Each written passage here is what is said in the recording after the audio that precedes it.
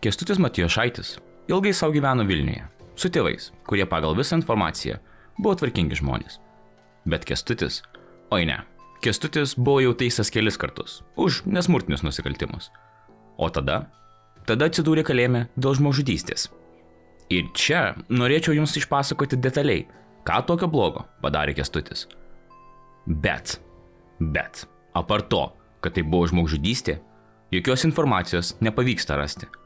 O ir jo pavardė nepadeda su tuo, nes visur meta, ką daugiau, ogi kitą Matijošaitį. Tik keista, jog nieko visiškai, ar tai buvo užpuolimas, girtas konfliktas, nepavykęs apiplėšimas, ar auka vyras, moteris, senukai, nieko nepavyksta rasti net archyvuose. Tačiau, kai kitų istorijos kalėjimo kamerose, kaip sakant, baigėsi, Kęstučio istorija tik prasideda. Iš pradžių Kęstutis buvo nuteistas lygtinai. Tad ta pirma žmogžudystė nebuvo tokia baisi ar žiauri, bent jau teismo akyse.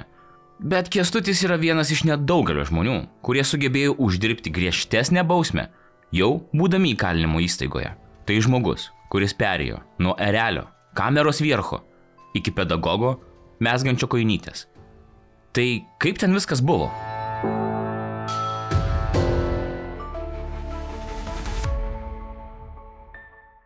Prieš judant toliau, dėkoju, kad žiūrite šios video, tai man reiškia labai daug. Informacijos šaltinius galite rasti video aprašyme ir jeigu patys turite kokios informacijos susijusios su nusikaltimais, tragedijom ar kitais Lietuvos šešėliais, nesidrovėkit ir pasidalinkit.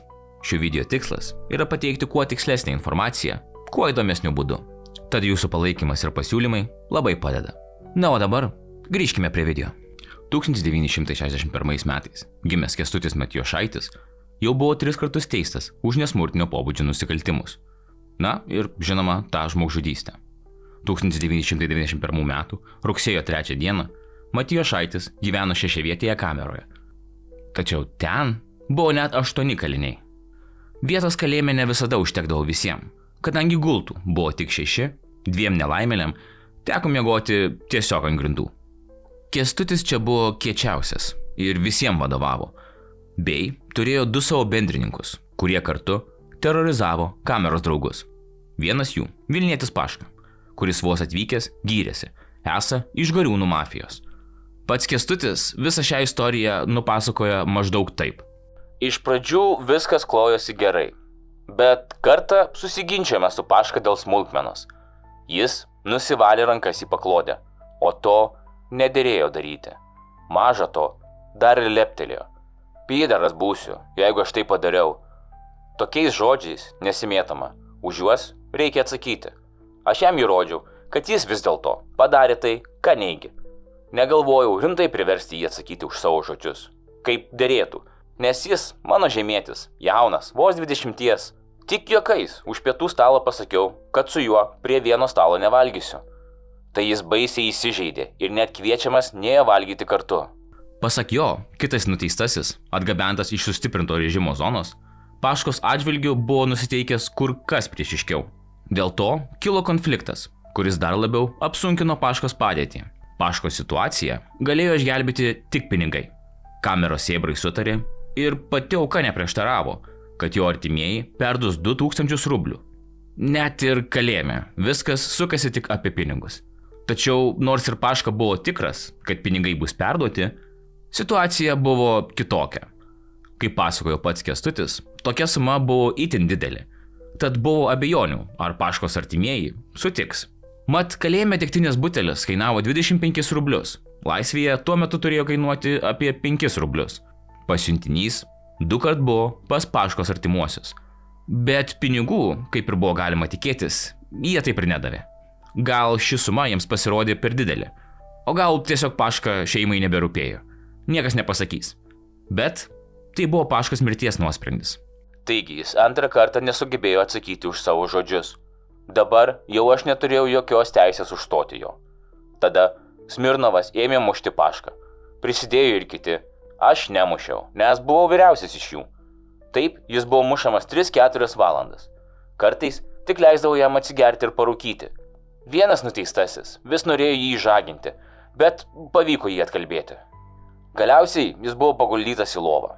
Paška aimanavo, Pasiūliau iškviesti gydytoją, bet jis atsisakė. Ryte atsikėlėme visi, bet Paška gurkštelėjo vandens ir krito negyvas. Sutarėme, kas turėtų prisimti atsakomybę, bet per tardymą viskas pasikeitė. 2 taip pat Pašką mušę nuteistieji davė parodymus prieš mus, o teisėjas, tik pamatęs mane posėdžių salėje, nusprendė, kad aš esu nužudymo organizatorius. Dar tie liudininkai priskiedė, kad norėjome Pašką sukapoti į gabaliukus. Žodžiu, ne teismas, o tikras spektaklis įvyko. Wow, čia ganėtinai sunku suprasti, kaip vyksta egzekucija, per kurią esi mušamas, bet užpuolikai karts nuo karto tau leidžia parūkyti ir atsigerti vandens. Kažkaip tiesiog keistai. Taigi. Tačiau viskas, ką girdėjote, yra iš pačio Kęstučio lūpų. Ir ar jisai yra labai patikimas pasakotojas, čia jau klausimas. Bet pagal visą informaciją, viskas iš tikrųjų vyko taip. Vos patekęs į kalėjimą, nuo nuobodulio, Kęstutis gynėsi žaisdamas kortomis bei domino. Pagal specialias kalinių taisyklės, pralošusysis turėjo išgerti po kelias stiklinės vandens arba padaryti sutartą skaičių atsispaudimų. Vierchui Matijošaičiui visą tai daryti netiko pagal padėtį. Jau mum minėjo jis, kad buvo vyriausias, o ir įsivaizdavo save geresniu už visus. Tad atsispaudimus už jį darė ir vandenį iki apsivėmimo rijo visai nežaidęs paklusniųjų kastos kalinys Buinauskas. Bet paprasti žaidimai Kęstučiui pasirodė pernelyg nuobodus. Ką čia kaip vaikai leidžia laiką? 1992 m. rugsėjo 30-ąją šis kameros lyderis surengė dviračių lenktynes. Kas po velnių gali būti tos dviračių lenktynės? Ne, niekas su tikrais dviračiais ratais kalėjimo nesuko. Bendrai, tai nebuvo susiję nieko su sportu. Tai tiesiog buvo gan įdomus pavadinimas, kas galėtų būti geriausiai apibūdinama kaip kankinimo sesija. Matijošaičio nurodymu, Buinauskas buvo pririštas prie gulto, mušamas bei smaugiamas. Po to, nelaimingajam, visur buvo prikaišota popierių ir jie padegti.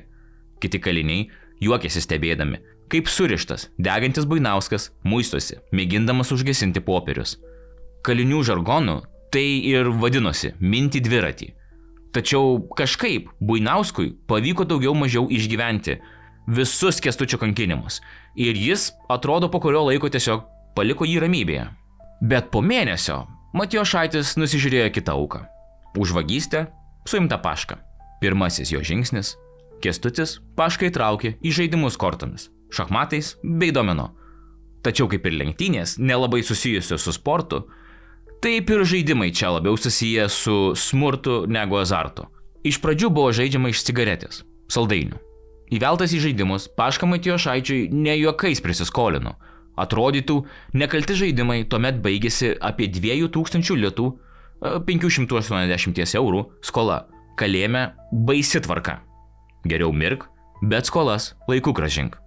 Galop Matijošaitis davė terminą per trumpą laiką gauti pinigus arba pagrasino skolininką pažeminti į skriaudžiamųjų kastą bei mirtinai sumušti. Tuomet vargingai gyvenęs Paška nesugalvojo, iš kur tiek pinigų gauti. Visos jo pagyros apie priklausimą mafijai matyt buvo tik kalbos. Nujausdamas bėdą, kalinys per pasimatymus pinigų prašė iš artimųjų. Tačiau ir jie neturėjo santaupų. Paška griebėsi paskutinio šiaudo. Pasiūlė užrašyti kokį butą Vilniuje. Bet ir šis planas nepavyko. Antstolių kalėjime juk nėra. Tad už skolas kaliniai paniekinami, pažeminami į skriaudžiamųjų ir niekinamųjų kastą, taip vadinamus gaidžius. Ir Paška jau tapo gaidžiu. Dabar Kęstutis norėjo išlieti savo pyktį ir susinervinimą, būtent ant Paškos.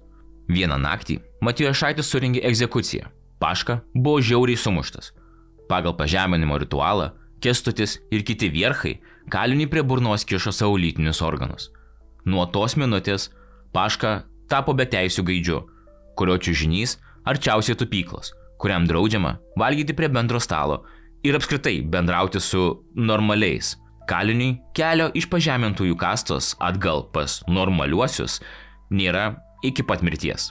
Tačiau bendrai tiesiog pažeminimo Kęstučiai pasirodė per maža. Po kamera buvo izoliatoriaus prižiūrėtojų kambarys, tad surištas Paška pirma buvo nutelytas į burną prikišant vatos iš čiužinio ir burną užrišant. Tada prasidėjo egzekucija, trukusi visą naktį. Surištasis buvo mušamas, spardomas, purtomas 220 voltų įtampos elektra. Surištajam buvo net šokinėjama ant krūtinės. Kęstutis pasakė, kas nemuš Paškos, tas ožys. Paryčiui, net laikęs kankinimų, Paška mirė. Medikai nustatė, jog nelaimingajam sulaužyti šonkauliai pažeidė širdį ir plaučius. Vyras mirė baisiose kančiose. Išsigandęs atsakomybės, sadistas įsakė kaltę prisimti kitam kameros kaliniui, jau minėtam Buinauskui. Kęstutis liepė meluoti, kad Buinauskas neva susimušė su Paška ir pastarąjį netyčia užmušė. Buinauskas bandė nesutikti, gindamasis, jog tardytojai juo nepatikės. Tuomet Matijošaitis Buinauską sužeidė peiliu ir pasijuokė, jog dabar viskas atrodo įtikinamai. Bet tereikėjo Buinauską atskirti nuo Kęstučio ir visa tiesa išlindo į dienos šviesą. Matijošaitį kalėti iki gyvos galvos nuteisęs teisėjas po nuosprendžio žurnalistams prisipažino, jog tai buvusi pati šlykščiausia jo gyvenimo byla. Tad dabar suprantate, kaip skirtingai Kęstutis prisimena šį nusikaltimą, kuris jam ir skyrė bausmę iki gyvos galvos.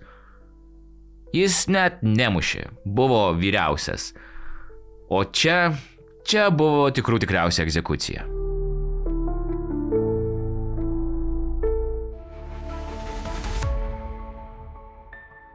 Na, tai jau kaip žinome, kaip šis erelis gyveno tomis dienomis, kaip jis gyvena dabar. Pirma, Kęstutis yra vienas iš nedaugelių nuteistųjų, kuriems įteiktas diplomas ir netgi ne bet koks, o Vilniaus pedagoginio universiteto.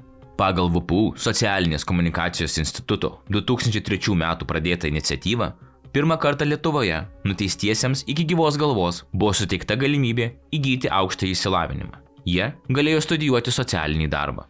Tuo metu tokių studentų kiekvienais metais būdavo 3 ar 5. Dalis jų mokinosi Lukiškių tardymų izoliatoriuje, dalis Pravieniškių pataisos namuose. Šios studijos finansuojamos iš Socialinės komunikacijos instituto, Švietimo ir mokslo ministerijos, ES fondų bei pačių kalinių lėšų. Pasitaikė tokią progą, aš ją ir pasinaudojau, nes patikėkit, iki gyvenimo pabaigos būti uždarytam kameroje ir nematyti išorinio pasaulio yra labai sunku. Matijošaitis mokėsi 8 metus pagal nenusekliųjų studijų modelį. Pasak jo, dėstytojai atvykdavo kelis kartus per savaitę. Paskaitas vesdavo nuo 10 iki 12 valandos ir nuo 14 iki 16 valandos. Iš pradžių mokytis panoro 3 kaliniai, vėliau prisijungė ir dar keli. Knygos mums buvo nešamos maišais, nes kiekvienas pasirinkdavome skirtingas referatų ir rašto darbų temas. Aš daugiausiai domėjausi nusikaltimų prevencija. Be to, buvo įdomu, kaip kalinys, įgavęs žinių, gali psichologiškai padėti kitiems kaliniams. Va, ganėtinai įdomus požiūris, sakyčiau. Ar bandys savo ateityje užkirsti kelią? Na, o gal tikrai Kęstutis nori padėti? Jis net yra parengęs kursinį darbą apie nepilnamečių nusikalstamumo prevenciją, remiantis kalinių patirtimi. O jo diplominio darbo tema buvo nepilnamečių justicijos vykdymo ypatumai pataisos įstaigose. Naudojausi literatūrą, tačiau rašiau ir savo žodžiais. Taip, kaip šitą problemą suprantu aš pats. Dėstytojai atnešdavo literatūros, kompaktinių diskų, kuriuose būdavo įrašomos užduotys, įvairius mokymosi šaltiniai. Pirmąjį kompiuterį gavau dovanų, o po to, padedant artimiesiems, įsigijau kitą. Be kompiuterio mokytis būtų sunku. Traukdamas cigaretę, kalbėjo Matijošaitis. Jis tikina, kad studijos iš esmės pakeitė jo požiūrį į pasaulį. Pasikeitė ne tik kalba, bet ir mąstymas. Didelį įspūdį jam paliko dėstytojai, kurie atvykdavo į kalėjimą. Buvau truputį aršus žmogelis. Net ne truputį, o labai. Tačiau mokydamasis susipažinau su įdomiomis asmenybėmis. Išmokau klausytis ir diskutuoti. Matijošaitis teigė, kad griežtame kalėjimo režime išnaudojo kiekvieną progą ištrūkti iš kameros ribų. Kiekvieną rytą atsikėlęs galvoju, kaip ištrūkti iš tos kameros. Nueinu į sporto salę, poilsio kambarį. Kartą per mėnesį pas mus ateina kunigas. Laukiu tos valandos, kada galėsiu nueiti pasportuoti. Laukiu dienos, kada ateis kunigas. Taip, metai ir eina. Bet dabar viskas čia šiek tiek pasikeitė, nes po mokslų turiu daugiau apie ką galvoti. Atsiduso diplomuotas socialinis pedagogas. Kęstutis taipogi džiaugiasi, jog numezgė jau apie 40 porų įvairių dydžio kojinių, o megzti išmoko kalėjime organizuotame būrelyje. Kadangi atlikdami bausmę turime daug laisvo laiko, džiaugiuosi galėdamas nuveikti kažką naudingo, o ne tik gulėti ir žiūrėti į lubas. Iš mugės viliuosi, kad žmonės pažins mus iš kitos pusės, jog galime būti naudingi visuomeniai ir nors iš dalies grąžinti skolą. Norime paprašyti mūsų nesmerkti, bet padėti išlipti iš tos duobės, vėl tapti visaverčiais visuomenės nariais. Šioje mugėje buvo pardavinėjami kalinių darbai ir Kęstučio kojinės atrodo buvo gan populiarios. Nežinau, kiek pinigų surinksime, gal ir labai simbolišką sumą, sako Lukiškių kalėjimo kapelionas kunigas Arūnas. Bet planuojame lėšą skirti Legailių senelių namams. Tegul jiems tai bus staigmena. Gal aukų užteks, pavyzdžiui, kuriam nors vienam seneliui nupirkti akinius, o gal kažkam daugiau. Dalį lėšų planuojame skirti pačiam Bernardinų socialiniam centrui, kuris labai prisideda prie šio kalėjimo misijos. Kaip ir jau pats minėjo, Kęstutis yra gavęs netgi kompiuterį dovanų. Vėl užstrigo. Teks kreiptis į mūsų prižiūrėtoją. Jis išmano. Kol atostogos, turiu pasimokyti šiek tiek informatikos. Kalėjime nėra literatūros, kurioje būtų aprašyta, kaip dirbti kompiuteriu, o man vien Wordo neužtenka, kalbėjo jis, toliau skųsdamasis dėl silpnos operatyviosios atminties. Kęstučiui norėjosi daugiau ramų. Na, o šiaip, dar daugiau informacijos apie dabartinę Kęstučio pasaulėžiūrą gali duoti jo interviu. Visi kaliniai skundžiasi gyvenimo sąlygomis Lukiškėse. O galbūt yra kažkas, kas jūs džiugina? Kas gali džiuginti nelaisvėje? Esi tarsi paukštis narvelyje. Tik atidarykite jam duris ir jis nesugrįš. Iš esmės, dėl laikymo sąlygų skundų nerašau. Labai abejoju, kad Lietuvoje įmanoma kažką pagerinti. Buvo priimtas įstatymas, kad artimiesiems negalima nešti maisto kaliniams. Esą viską galėsime nusipirkti kalėjimo teritorijoje esančioje parduotuvėje. O ten net bombonkių nėra. Tik šokoladiniai saldainiai. Viskas, kas surišta su cukrumi, tas uždrausta. Apie ką tada mes kalbame? Kas jūs aplanko įkalinimo įstaigoje? Daugiausiai mama lanko. Atvažiuodavo ir sūnus. Yra dar dukra, bet su ja nelabai bendraujame. Sūnus irgi savo gyvenimą sukūręs. Tai nutolę esam. Vaikai paaugę, jau ir anūkų yra, bet nebuvo atvažiavę. Dabar vaikai kompiuterizuoti. Jiems laišką ranka parašyti sunku, bet suprantu artimuosius. Už mano elgesį nei mama, nei mano vaikai neturi kentėti. Žinau, kad mama nesako, kur aš esu ir tikrai dėl to nepykstu. Nenori kelti kitiem rūpesčių. Ko norisi siekti, kai esi įkalintas iki gyvos galvos? Faktas, kad jeigu nieko nedarysi, išprotėsi. Reikia judėti į priekį, pažinti kitą pasaulį. Studijuodamas susipažinau su kitais žmonėm. Praplėčiau akiratį. Esmė, kad pats vienas nieko nepasieksi. Tau turi atidaryti duris, padėti. Manau, kad ir laisvėje sudėtinga vienam kažko pasiekti. Žmogui nors nedidelė pagalba, bet yra labai reikalinga. Kokioje aplinkoje jūs augote? Vilniuje gyvenau su tėvais ir vyresnė sesė. Tėvai normalūs, dirbo visą gyvenimą. Stengėsi išleisti mokslus. Mano draugų aplinkoje buvo įvairių žmonių, bet dėl mano klystkelių nereikia versti kalties kitiems. Ir apskritai, kaip suprasti, kad bendrauji su netinkamais draugais? Juk patys žmonės renkasi su kuo bendrauti. Nereikia kratytis atsakomybės. Aš atsakau už šeimą, kad mano vaikai be manęs užaugo. Aš, ne kas nors kitas. Koks jūsų receptas, kad neišprotėtumėt nuo vienatvės? Skaitau, mezgu, lankau anglų kalbos užsiėmimus. Kartą per savaitę dirbu sporto salėje. Būna, kad mezgi, įsijungi televizorių dėl fono. Mezgimas tarsi savotiška meditacija. Žiūri, laikas ir praeina. Nuo 1991 sėdžiu. Tačiau nepasakyčiau, kad laikas kalėjime slenka vėžliu greičiu. Greitai viskas. Ar dažnai pagalvojate apie laisvę? Ne, nes tai būtų pirmas žingsnis link išprotėjimų. Galvodamas apie tai, prie gero neprieisi. Geriau apie tai negalvoti. Bus kas bus. Ar tikite, kad kalėjimas pakeičia žmogų? Juk yra daug istorijų, kai žmogus išeina į laisvę ir neprisidaro problemų. Bet būna ir tokių, kur dar kvapas kalėjimų neišgaravęs, o asmuo ir vėl nusikalsta. Čia kiekvieno pasirinkimas. Suprantu, kad išeini ir nieko neturi, tada sunku adaptuotis visuomenėje. Dabar specialybės kitokios. Kalėjimas gali labai daug ką duoti žmogui, tik reikia pasinaudoti galimybėmis. Norisi žmonių paprašyti, padėkite žmogui, kuris nusikalto ir atliko bausmę. Laisvėje esantys žmonės labai blogai apie kalinius galvoja. Tik patekę čia, supranta visai ką kitą. Nei vienas negimėme blogų žmogumi. Nepamirškime to. Kaip vertinate šiuolaikinį jaunimą? Mūsų laikais tikrai viskas kitaip būdavo. Labiausiai norisi atkreipti dėmesį, kad dabar jaunimas visiškai nebegerbė vyresnių žmonių. Šiais laikais 12-mečiai spardo pensininkus dėl kelių eurų. Nežinia, kur tos blogo elgesio šaknys glūdi. Kaltiname daugą, bet neieškome šaknų.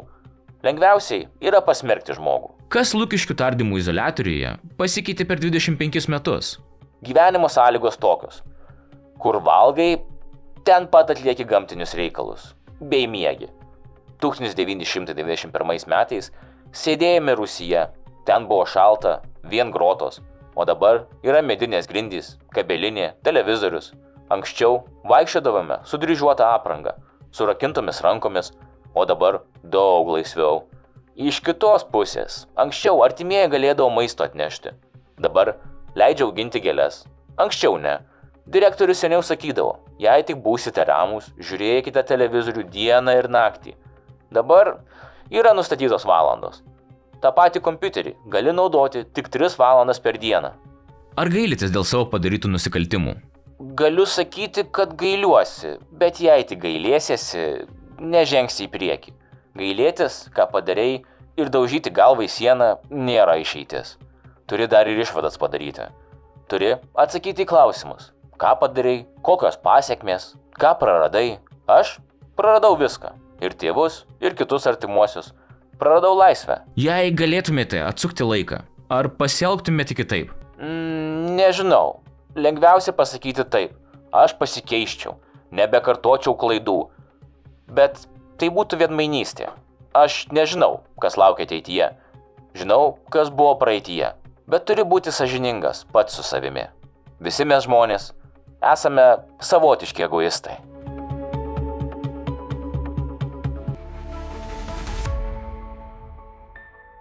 Dėkui, kad žiūrėjote dar vieną mano video iki galo. Kęstučio istorija yra turbūt viena keisčiausių, kurias teko skaityti.